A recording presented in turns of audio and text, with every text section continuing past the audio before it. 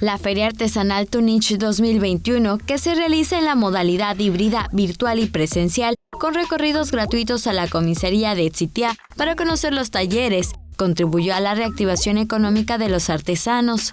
El año pasado la feria se realizó de forma virtual por la contingencia sanitaria, mientras que este año es semipresencial con la afluencia de personas de forma controlada y con la participación de 25 talleres de los 60 que laboran en la zona. La virtual es para los compañeros artesanos de otros municipios de Mérida y la presencial pues es solamente los artesanos de la comunidad. Después de la reapertura económica pues ya estamos trabajando, no totalmente como estamos acostumbrados, pero al menos el 50% de lo que hacíamos está ya produciendo nuevamente. Los talleres son familiares, de modo que el beneficio económico se quede en casa.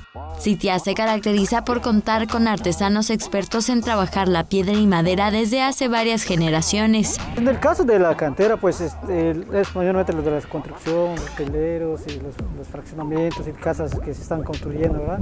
Y también ellos exportan ya a otros países. En el caso de la madera, pues nuestro turismo es nacional y también trabajamos a restauranteros y gente particular. La belleza de las artesanías, además de sus finos acabados, es que ninguna será igual a otra, pues aunque la técnica sea precisa, al no usar moldes ni fabricar en serie, las obras nunca serán idénticas.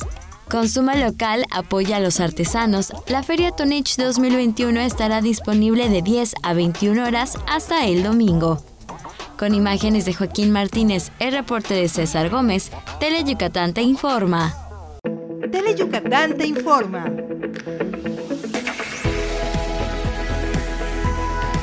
Lunes a viernes, 3 de la tarde.